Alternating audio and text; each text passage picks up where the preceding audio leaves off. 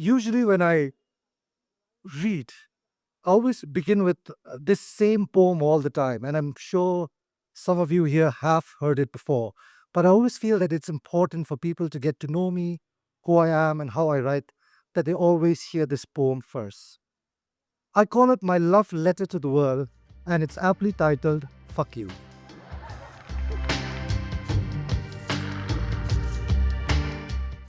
Okay, so here it goes. It goes like this: Fuck you. But, but, before you take your head aback, understand that I come from a people with names such as Fakar and Fakil. And coincidentally, you probably have guessed their gender correctly. See, in my language, fuck spelled F-R-K is a good word. It means to praise or to exalt. So fuck Eliot and fuck Shakespeare and fuck you too. Now that you've learned a word in my language, maybe I'll learn one in yours. Maybe then the boxes that we put each other into will start to take the shapes of people, standing across each other amidst the rubble, arranging the stones, trying to make something beautiful. Maybe my word will replace yours and yours will replace mine. Maybe then the falconer will hear the falcon and things won't fall apart so often. But until then, from inside this box, dreaming, fuck everybody. Thank you. All right. So I had to get a PAN card done, and you have to fill up a form. And there was the usual thing: your name, your father's name, your mother's name, all that. But one thing that angered me, triggered me so much was the fact that I had to write down my father's name, but under mother's name, it was optional. And for someone who has been raised solely by my mother, that really pissed me off a lot, that her name was under optional. So this is a dedication to her, and the poem is called Optional. If it wasn't for the Indian government, I swear I won't even remember my father's name. They're obsessed and keep asking for it for every important document of my life. Nowadays, I have to put late as part of his name. And often I would hear a polite cough or, oh, I'm sorry. And I would think, if you should feel sorry, then feel sorry for that second name. There, under optional, mother's name, Malsomi Haunar. Superfluous, apologetic. Years of sweat of worry and worry, yet optional. I've seen her smile as long as my eyes were open and heard her sob when they closed. Optional. Her feet disfigured from running so that my stomach never knew hunger. And my lessons never ceased so that I would be better. Optional. Yet at each rung that I climb, they ask for my father's name. You know, I've seen him only twice. Once, when I was too young, uh, my memory confused his face with a poster on the wall. I thought he was Elvis. Later, when he was ill and dying, he wasn't even awake to know I was there. Yet, it is his name they ask for. My dear government, know that this has been my greatest curse. It is always with heartbreaking guilt that I put his name before hers. Okay, talking about my mother, this one is called soft boiled rice. All right, just so that you get to know a little bit about my mother. When my mother was about to begin class 3, she was taken out of school and told, "You are now old enough to work in the fields. A girl does not need to go to school," they said. "A man will find you someday and he will take care of you." So she worked the fields, fetched water from the drying wells, carried firewood on cold winter grounds, and while eating soft boiled rice, dreamt of the man that was looking for her. Then one day my father appeared. He was kind and handsome, she said, and more importantly, he went to school. As a token of love, she was given a small black and white photograph of himself that she would keep under her pillow. She looked at it till the lanterns went out, or the moon was kind enough to let her stay in her reverie a little bit longer. When he would visit, she would make him again soft boiled rice and eat together while talking about the future. One day, when he abandoned us. I was just a month old. My mother still kept his photograph under her pillow, but my enraged grand aunt, upon finding it, cursed his name and tore the photograph into pieces, 100 little pieces, and threw it away. But late at night, when all had slept, my mother lit a lantern and picked up all the pieces from the dustbin, and with a bowl of soft boiled rice, pasted all the pieces back together. Years later, when I had become a young man, she found me hunched on the floor. I couldn't eat, and she found out that it was because my heart was broken into 100 little pieces. She picked me up and sat me down, and then she talked to me and told me, I know it hurts.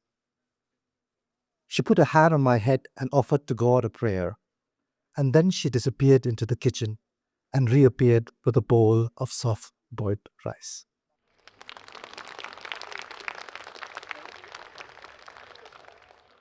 Okay, this is what does an Indian look like? And this is like, for those of you that know Mizoram history, would know that we had troubled times where we fought against the Indian uh, Republic, and basically they dropped bombs on us and everything like that. But they've denied it since. But anyway, this is what does an Indian look like? My mother once told me of a story of when she was a little girl, how the entire village huddled up inside a church when the bombs dropped. And the surprise checking they endured.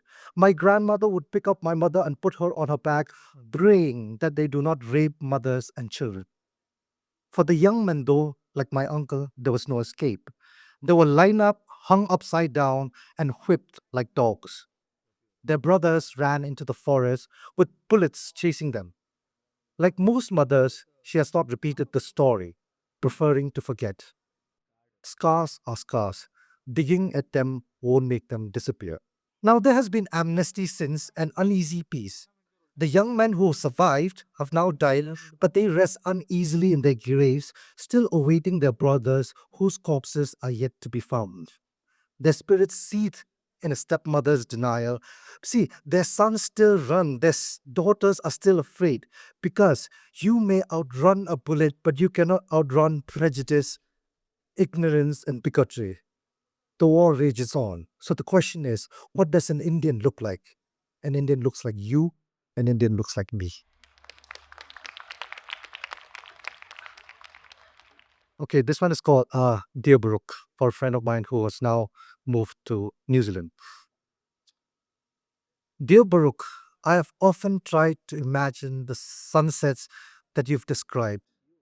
How you say they fall with a satisfied sigh, dipping into the white sands of Gokarna Beach and merge the shadows into the palm trees. Or the ones that you see down there amidst protest signs and occupying Ayutthaya Square. Do you still pause to look? How strange and yet familiar they would seem, like death. I imagine we have sunsets here too, but in our rush to get home and ready for churches and committees, we have missed them. We only have white walls and blinding lights, taunting an indifferent sun. Adamant that the world is ending and our little lives worthless and suffering, we offer up prayers convinced of their worth in volume. I sometimes wonder, Baruch, that maybe God is not in here, but out there, busy making sunsets.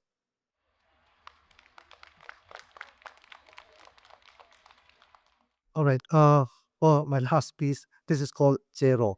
Chero is a bamboo dance that Mizos are famous for. I don't know whether you've seen it, where they dance and then you have these bamboo snapping at your ankles and all that. So this is called Chero. It's a bit of a critique piece for my own land and my own people. So this is called Chero. I cannot place it in terms of the bigger picture, but it's somewhere south of where I am here, a place that is built on some great mercy of providence with houses teetering on cliffs, while the land moves and shifts, burying houses and people like us still trying to find itself. When all is in harmony, we dance. A precarious dance that have bamboo snapping at ankles. The essence of this dance is the understanding of the music, of rhythm and balance. For if this is lost, then hard bamboo meets flesh. and all is disaster. One, two, three, four. One, two, three, four. This dry and dusty place boasts of small towns and big houses with comprehensive differences in warmth and sizes. And out of these, the hopes of future generation hardly able to walk with pants worn at knees and shoes that can feed a family for months. But what is food compared to the latest fashion?